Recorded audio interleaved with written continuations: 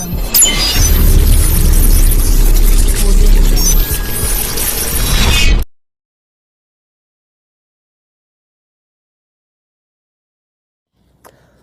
वालेकुम व्यूअर, उम्मीद है आप तमाम खैर आफ़ियत से होंगे।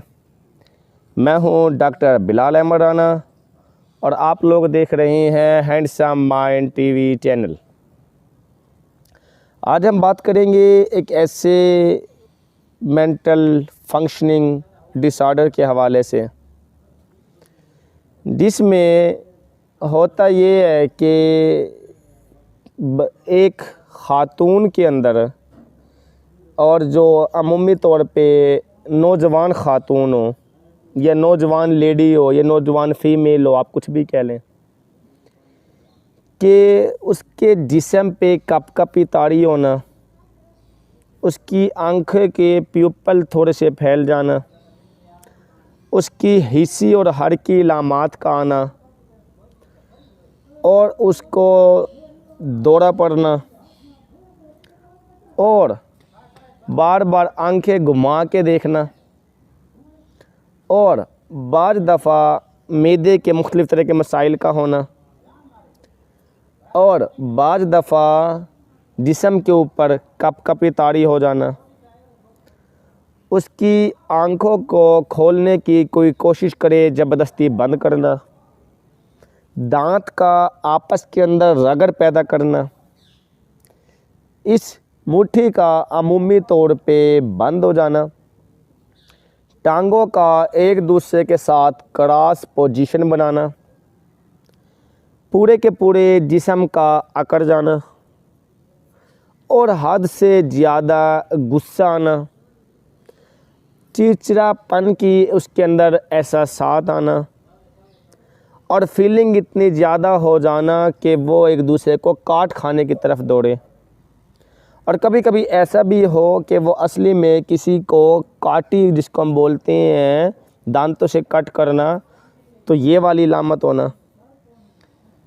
और अगर ये वाली इलामतें हैं तो इसका मतलब उससे जो साइकोलॉजिकल डिसऑर्डर है,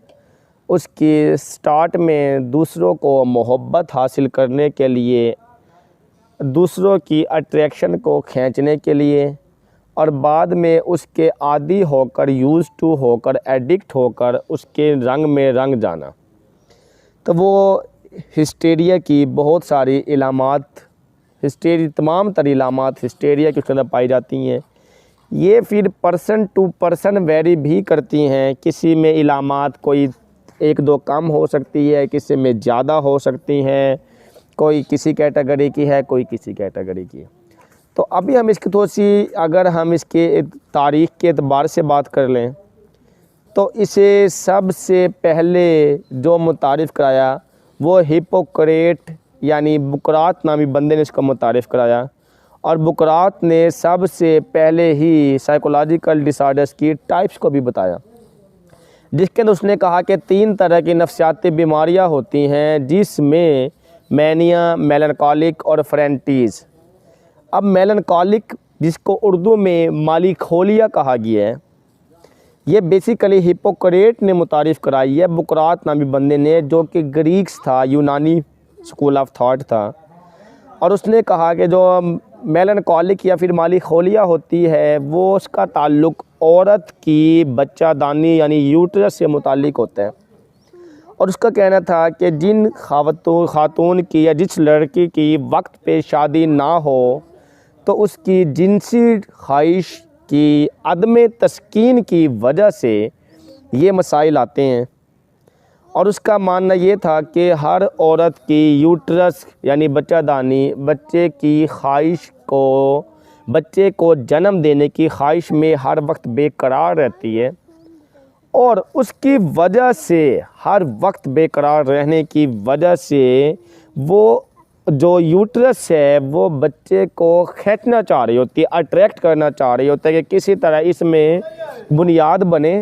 और फिर उसके बाद वहाँ से एक बच्चा बने। तो वो जिनसी ख्वाहिश पूरी नहीं हुई, उसकी वजह से उसके जो केमिकल चेंजिंग है यूट्रस की वो शुरू हो जाती है और उसकी वजह से उसने उसको नाम दे दिया कि जिनसी अदम तस्कीन का,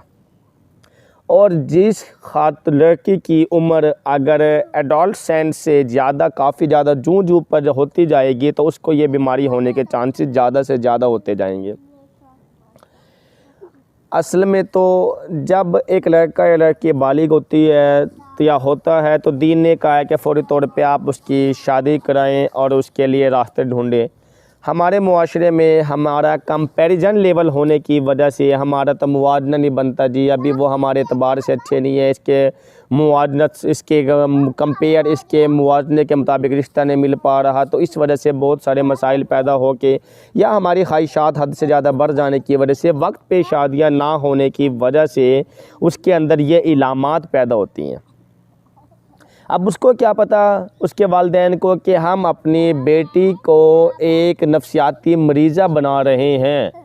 असूली तौर पे तो हर ख्वाहिश पूरी नहीं होती, जहाँ पे एक मुनासिब रिश्ता होता है तो फ़ौरी तौर पे शादी कर दें और इस मसले का हल निकालें और बात ख़त्म हो जाती है। लेकिन चूँकि हमारे मुआशरे में मसाइल बहुत सारे हैं, इसीलिए उनके हल निकालना थोड़ा सा मुश्किल होता है, तो वक्त के तकाज़े भी होते हैं, बहुत सारी बातें खैर इस तरफ आएंगी हम। अभी हम चले जाते हैं अपनी हिस्ट्री की तरफ दोबारा आते हैं। उसके बाद इसके ऊपर हिप्पोक्रेट्स के बाद सिगमंड फ्राइड ने काम किया है, और सिगमंड फ्राइड ने इस बीमारी का नाम चेंज करके कन्वर्जन डिसऑर्डर यानी कि तहवीली मर्ज रख दिया।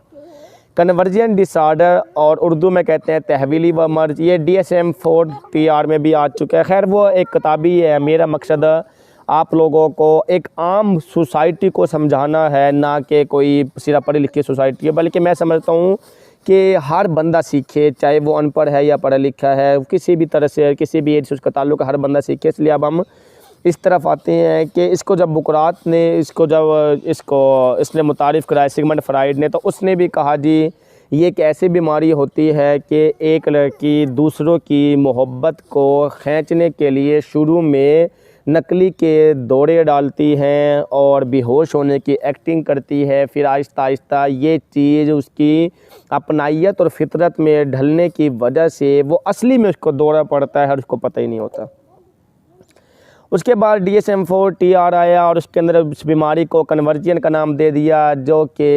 ये जिस्म से मुताल्लिक़ बीमारियाँ होती हैं, उसको हम सोमोटोफॉर्म कहते हैं, ये उस वजह से होता है। खैर एंड ये कि ऐसी बीमारी कन्वर्जन डिसऑर्डर जिसके अंदर एक बंदे को या तो उसको हिस्सी लामते हों या हरकी लामते हों या कोई बायोलॉजिकल सिम्टम है, इस तरह के लामते हैं, तो फिर हम उसको कन्वर्जन डिसऑर्डर का नाम देते हैं कि जी उसको कुछ का कुछ दिखता है, कुछ का कुछ सुनता है, चलते हुए लड़खड़ाहट पैदा होती है, गिरने लगता है, या मिसाल के तौर पे उसकी हिस्से काम नहीं करती या हद से ज़्यादा काम करती है, या हाइपर सेंसिटिव हो जाता है या लो सेंसिटिव हो जाता है, या किस तरह की और इलामतें हो सकती हैं। कोई बायोलॉजिकल सिम्टम उसको गले में कोई चीज़ अटक रही है, उसको लगेगा कि उसके चेस्ट में पेन है, इस तरह की इलामतें भी हो सकती हैं, तो वो सारी हिस्टेरिया की हैं। अब हिस्टेरिया एक सवाल तो यहाँ पे ये बनता है क्या सिर्फ फीमेल को होता है मेल को नहीं होता, तो इस सवाल का जवाब ये है जी कि 99% फ़ीमेल को होता है और 1% मेल को होता है। 99% ये बीमारी ख़वातीन की बीमारी है, औरतों की बीमारी है। तो इस औरतों की बीमारी की वजह से इसको हम ज़्यादातर सिर्फ फीमेल डिसऑर्डर कह के क्लोज़ कर देते हैं, वरना 1% चांस होते हैं कि मेल को भी हो सकता है। और मेल का भी सेम मसला है कि अगर उनकी वक्त पे शादी ना हो तो उसकी उम्र ज़्यादा होती जाती है, और उस उम्र के ज़्यादा होने की वजह से वो दूसरों की मोहब्बत, एहसास और हमदर्दी को खींचने के लिए बहानेबाजी करते हैं, और उसके बाद नकली का दौरा डालते हैं कि हाय मैं गया, हाय मैं गया। और उसके बाद असली में आहिस्ता आहिस्ता 2-4 दफ़ा ऐसा करने के बाद उसको एहसास होता है कि जी अब मोहब्बतें मेरी तरफ खींच रही हैं, अब लोग मेरी चाहत के अंदर आ रहे हैं, तो फिर वो बनते बनते वो आदी हो चुके होते हैं। ऐसे ही ख़वातीन का मसला है कि लड़कियां भी पहले शुरू के अंदर इसके अंदर दूसरों की मोहब्बत और अट्रैक्शन को खींचने के लिए, दूसरों की तवज्जो को खींचने के लिए नकली के दौरे डालती हैं अपने अंदर, और उसके बाद वह फ़ील करवाती हैं जी मैं गई, मेरी तबीयत, मेरी ज़िंदगी, और इस तरीके से गुस्सा आ रहा होगा उनको, और हाथ पैर उसके टेढ़े हो रहे होंगे, जिसम उसका अकड़ रहा होगा, और साथ में उसके जो दांत होंगे वो दांत गुस्से की वजह से उसके आपस के दांतों के अंदर गए हुए होते हैं, बड़े टाइट हुए हुए होते हैं। तो वो शुरू में ख़ातून अपने आप को मोहब्बत खींचने के लिए ऐसा करती है। फिर वो जब ऐसा करती है 2, 4, 5, 7, 10 मरतबा ऐसा करने के बाद वो चीज़ उसकी आदत में बन जाती है, वो चीज़ उसकी आदत में ढल जाती है।